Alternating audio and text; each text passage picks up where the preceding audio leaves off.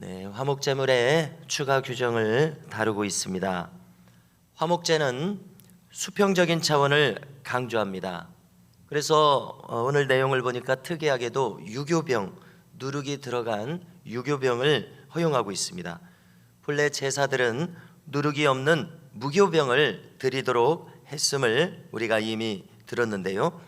변질되지 말아야 한다는 의미에서 무교병을 드리도록 했습니다. 그러나 여기 이 화목제에서는 누룩이 들어간 유교병을 일부 허용해 줬습니다.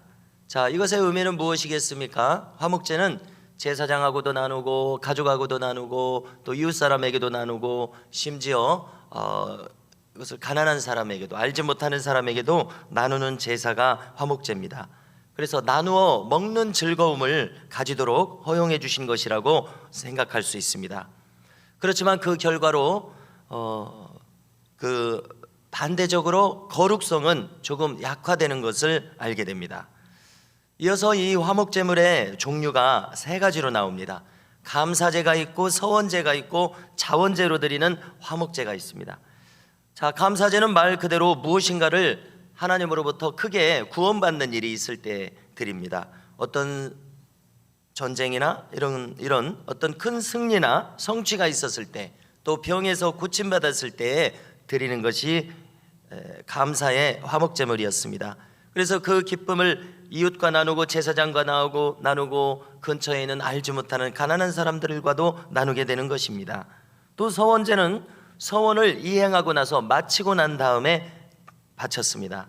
또 자원제는 역시 또 무엇인가 받은 하나님의 은혜에 감동해서 스스로 자자를 써서 스스로 원하는 마음에 의해서 드리는 경우입니다. 자, 이때 참 특이하고 참 세부적인 규정이 화목제 고기를 나눠 먹어야 되는데 그 먹는 기한을 정했다는 것입니다. 무한정으로 먹을 수 있도록 한 것이 아니라 이렇게 하루나 이틀로 제한을 둔 것이 참 특이합니다. 감사제의 경우에는 그날 다 먹으라고 했습니다. 그날 다 먹으려면은 필히 이웃과 함께 나눠야 할 것입니다. 혼자 먹으려면 그 양이 많을 것이기 때문에 그렇죠. 또 서원제와 자원제는 이튿날까지 먹어도 되었습니다. 다만 3일째에도 먹으면은 신기하게도 그 제사가 연락되지 않겠다는 제한을 두십니다. 그러니까 한마디로 말해서 이제 화목제물로 인정을 받지 못하는 것이죠. 여러분, 왜이겠습니까? 이 제사의 목적이 자기만 즐거우려고 하는 것이 아니라 이웃과도 함께 즐거움을 나누는 제사이기 때문에 그렇습니다. 그래서 하루나 이틀 제한을 둠으로써 단기간에 보다 많은 사람에게 한꺼번에 나누려는 그런 목적이 있는 것을 알게 됩니다. 그렇기 때문에 이렇게 단기간에 이 많은 양을 다 나눠 먹으려면 성전 주변에 있는 가난한 사람에게도 무조건 나눠줘야 하는 일이 생겼습니다.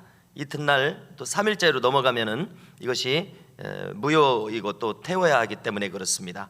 화목제의 혜택이 이렇게 명령 규정을 둠으로써 가난한 자들에게까지 반드시 흘러가도록 이렇게 한 것을 우리가 알게 됩니다. 그래서 우리는 제사가 성립하려면, 여기 화목제가 성립하려면, 우리의 일상에서 예배가 성립하려면 순종하는 것이 꼭 필요하다는 것을 깨닫게 됩니다. 감사제나 자원제사라고 할지라도 자기 마음대로 하고 싶은 대로 다 하도록 하지 않으셨습니다. 하나님은 언제나 자기 백성이 순종하는 것을 기뻐하시는 것을 우리가 알게 됩니다.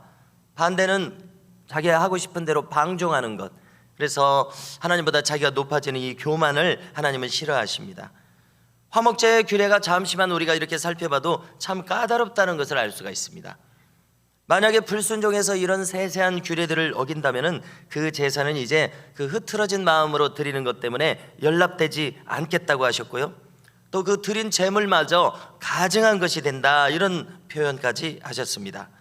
또 그것을 먹은 자는, 기한을 넘겨서 먹은 자, 이런 사람들은 죄를 짊어지겠다, 이렇게 말씀하셨으니 참으로 엄중한 말씀인 것을 알게 됩니다. 그래서 반드시 정해진 이 시간 제한 안에 이웃과 나누어 먹으라는 명령을 내리시고 있습니다. 그래야 화목하는 화목제가 되겠다는 말씀입니다. 자, 또 우리가 이 참 잘 이해하기 어렵고 세세한 규정인데요, 19절 이하에서는 그 고기가 부정한 물건하고 접촉했으면 먹지 말고 불사를 하고 하십니다. 그리고 더불어서 오직 깨끗한 사람만이 그 고기를 먹을 수 있는 자격이 있다고 말씀하시고 명령하십니다. 또 이제 20절로 넘어가면은요, 만일 그 부정한 자가 그 고기를 먹었을 때는 백성 중에서 끊어질 것이다 이렇게 이야기하신데요, 백성 중에서 끊어진다는 것은 대단히 강한 표현입니다.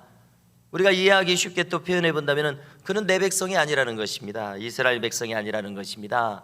믿는 자가 아니라는 것입니다. 또 부정한 것과 접촉한 사람이 그 고기를 먹어도 백성 중에서 끊어질 것이라고 합니다.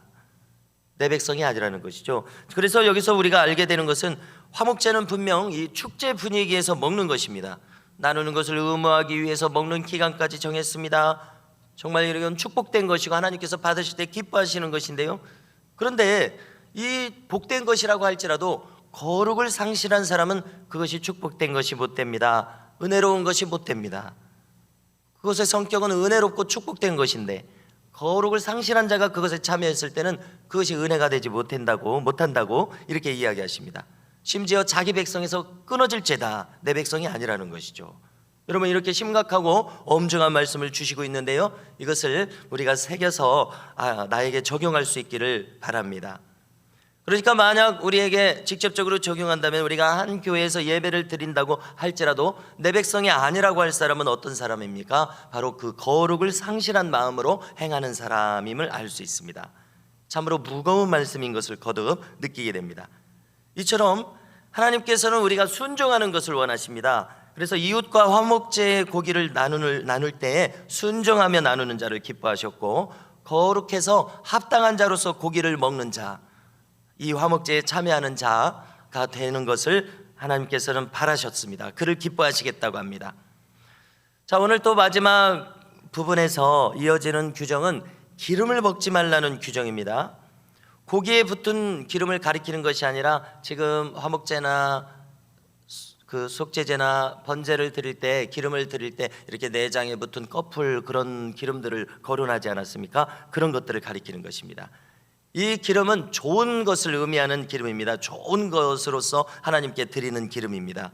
그래서 불에 태우라고 하셨고, 하나님께서 흠향하시는 화제다, 향기로운 냄새라, 이렇게 설명이 붙었지 않습니까? 그래서 이 하나님께 좋은 것으로서 드려지는 이 기름은 먹지 말아라, 이렇게 규정을 했습니다. 태워서 드리는 이 기름이요, 왜 그렇습니까? 하나님께 돌려져야 되는 것이니까, 하나님의 몫이니까 사람은 건드리지 말아라, 이런 의미인 것을 알 수가 있습니다. 또 피를 먹어서는 안 된다고 말씀하고 있는데요, 우리가 성경을 통해서 알 수 있는 바는 무엇입니까? 피는 생명을 상징합니다. 또 많은 사람들이 피에는 독이 있다고 이야기합니다. 또 오늘 말씀에 덧붙이신 것은 피를 먹는 자는 또 백성 중에서 끊어질 것을 경고합니다. 그래서 우리는 이 피를 먹게 되는 음식을 다시 한번 생각해 보게 되는 것입니다. 성도 여러분, 오늘은 우리가 화목제의 세세한 규정을 살폈는데요, 화목제물을 제사장하고 나누고 이웃과 나누게 하신 것은 분명 복된 일인 것을 우리가 다시 한번 새삼 깨닫게 되죠. 가난한 자들에게까지 혜택을 미치게 하신 축복된 제사였습니다. 그런데 이 모든 것이 정말 의미가 있으려면 방종한 자세가 아니라 세세한 것까지 순종하는 자세가 필요한 것을 알 수 있고요, 거룩한 자가 되어서 이 일을 행해야 받으신다는 것을 알 수 있었습니다. 그러므로 우리는 순종과 거룩이라고 하는 하나님께서 기뻐하시는 이것을 우리 자신에게 적용하며 신앙생활을 해야 함을 깨닫게 됩니다. 그렇습니다. 하나님께서는 언제나 순종하는 자를 기뻐하십니다. 스스로 힘써 거룩을 지키는 자를 기뻐하십니다. 거듭 거론하는 것처럼 날마다 자기 두루마기를 빠는 자는 복이 있습니다. 새 예루살렘의 성에 들어갈 권세를 얻기를 사모하는 자이기 때문에 그렇게 하는 것이죠. 그래서 이와 같은 자세로 하나님께 인정함을 받고 기뻐하심을 받는 자로 살아가는 은혜가 우리 모두에게 있기를 간절히 소망합니다.